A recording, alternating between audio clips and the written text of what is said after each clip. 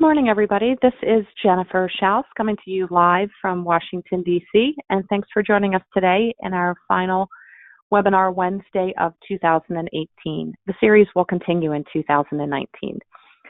Our topic today is GSA schedules, build it and they will come, and we'll get into that in just a moment.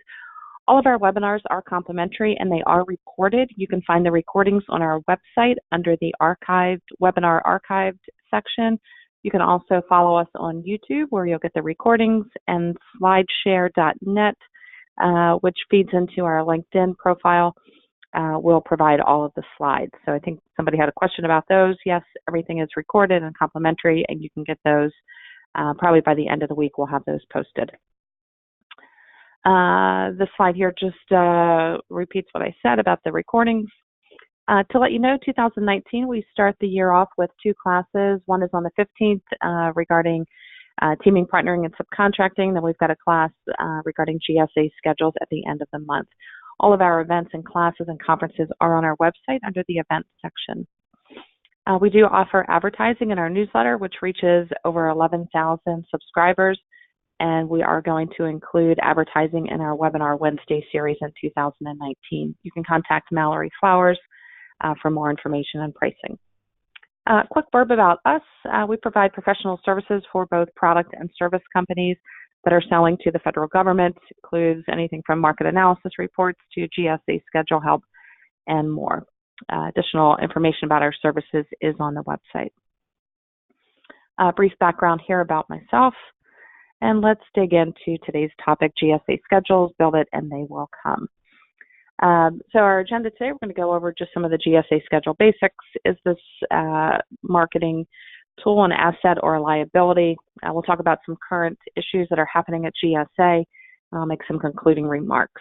We do have a tight schedule today. We've got a webinar almost every 30 minutes today, so please see our website for more information on those. So some of the basics about GSA schedule: it's a contract vehicle, meaning it's one of many ways that the government can purchase from you. It's considered a multiple award schedule, MAS, as well as a federal supply schedule. It's only a marketing tool. It's absolutely not required. Your customer may or may not prefer to use the schedule to purchase your products or services. Because it is a contract, it comes with terms and conditions, many of which may be difficult for some companies to meet. As part of the terms, it's a 5-year contract and it has 3 5-year renewal periods. So if you meet all of the terms and conditions and you exercise all of the renewals from start to finish, it is a 20-year contract. At the end of the 20 years, you can reapply to get back onto the schedule. GSA also has a $25,000 sales quota through the schedule. So if you're selling services and your customer purchases $5 million worth of your services, but they do not purchase from the schedule, and you're a schedule holder, then you're not going to meet that $25K sales quota. What GSA is concerned about is the $25K going through your schedule. The schedule is also primarily based on your lowest prices. GSA will vet your company to make sure that you meet all the terms and conditions that they require, and then the bulk of their time and effort is going to be spent on negotiating you down to your absolute lowest prices.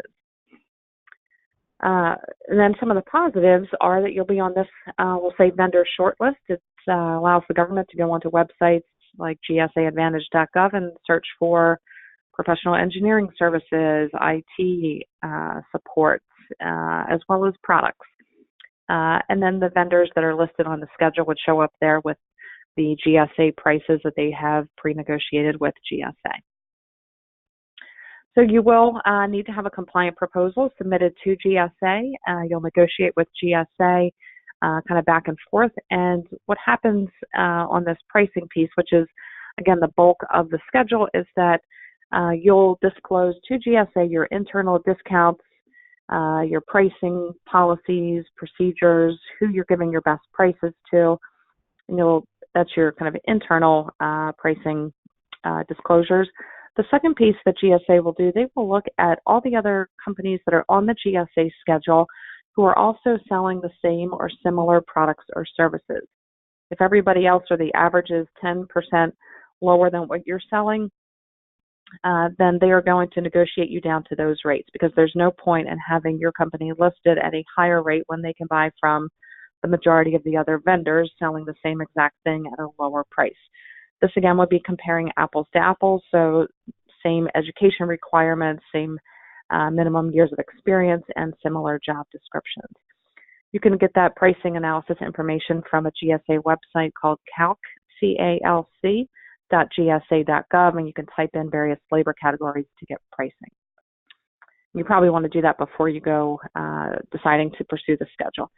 So is it really an asset or liability? Some of the pros, we'll start on the left-hand side. It is a status symbol. It shows that you have been vetted, that you're credible, that your prices have been negotiated, that you've got some business experience, you know what you're doing, you've got that past performance. And the schedule at times can be small business friendly. Some of the negatives, it does come with a sales quota, so you want to make sure you've got a full pipeline before you decide to pursue the schedule. Otherwise, you're kind of going to be running around with the monkey on your back. Because your GSA prices are only a price ceiling, and these are going to be your lowest prices, your margins obviously will be very low. With low margins, in order to kind of keep a heartbeat to your business, you'll probably want heavy volume. So again, having a full pipeline of customers that purchase specifically through the schedule is the most ideal way to go about pursuing the schedule. Right now, you've got about 20,000 vendors on the schedule, and 63% of them, so more than half, have zero sales through their schedule.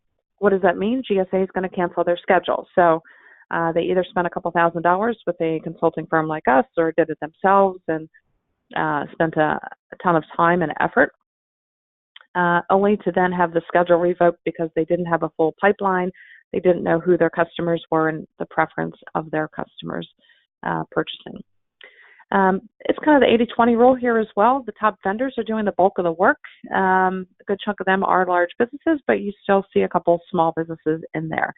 The other thing, GSA does a great job of marketing themselves, so a lot of times companies come in with the impression that they need the schedule. Again, it is not required at all. It is one of many, many, many ways that the government purchases, and typically only about 10 to 15% of the time in government contracting. This slide just kind of shows some other options. This is not a comprehensive look at all of the ways the government can purchase, but this was taken from a market analysis report that we recently did for a customer. Government can purchase. I'm just going to start on the left-hand side and work around clockwise.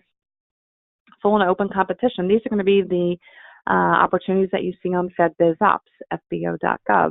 And for this particular customer, this is, I'd say, fairly representative of most industries. You see a good chunk of it that does go on to FedBizOps. About a small percent there going to set-asides. Those are going to be the small, women-owned, veteran-owned, HUB-zone, 8A, and all the rest. Simplified acquisition, those are going to be the procurement set aside for small businesses under the, I believe it's $250,000 or $350,000 threshold.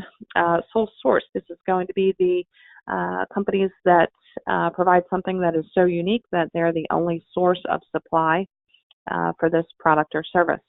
And then GSA schedules coming in there at about 15%. So it may represent a nice chunk of money, but again, it's probably a good idea to have this information before you decide to go down the path of GSA schedules. What's happening with GSA right now?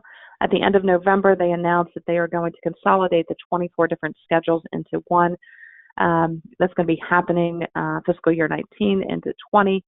And what we anticipate seeing is that existing schedule holders will migrate first. There will be some administrative paperwork that's completed. And then for companies that are interested in getting onto the schedule, they will have just one RFP to respond to versus if they're selling, let's say, professional engineering services and IT services. In the past or current situation is actually two different schedules. Going forward, this would all be lumped into one, and the schedules would more or less kind of become the special item numbers. It's going to make it easier for the agencies. They're referencing just one GSA schedule, and it'll make it easier for small business and some entrepreneurs to get onto the schedule and sell if, again, that is the preferred method of their customer. So what are the current changes at GSA? What does that mean? It's basically business as usual. Notification, the correspondence from GSA will be sent to current schedule holders. Again, for the new companies, companies that are pursuing the new schedule, there will be still a solicitation. You'll still have the requirements. And again, make sure it's your customer's preferred method of purchase. Some important facts before pursuing the schedule. You want to make sure that you check your customer's pricing. If you're selling services, the calc site that I mentioned, and you can go there, the calc.gsa.gov, and type in systems engineer, project manager, program manager, level 1, level 2, level 3, level 4. You can type in your minimum education requirements, minimum experience, and that will then give you some of the average prices on GSA Advantage. If you find that everybody there is much lower than you, then the schedule may not be in your best interest, because again, GSA will negotiate you down, and then your GSA rates are only a price ceiling. As you start bidding for work through your schedule, you'll actually go lower than your rates. You can check pricing on products on the GSA Advantage.gov site. And again, this is one of many, many purchasing options that the government has. Another thing to keep in mind, just because you meet the qualifications of the schedule does not mean that you should pursue it. You really want to do some due diligence, have a pipeline, have some government experience as far as government sales, have a couple wins under your belt, some past performance, and again, make sure that that is the contract vehicle of choice. So with that, we do not take questions. If you do have questions, you can either call us at the number listed here or send us an email. We'll be happy to respond. We've got a full lineup today, so the next webinar comes on behind us at 10 o'clock. And again, these are all recorded. Slides will be on slideshare.net. The recordings will be on our website under the archive section, as well as the YouTube channel and the other areas that we post. Thanks for joining us today, and hopefully you'll tune in for some other webinars later today.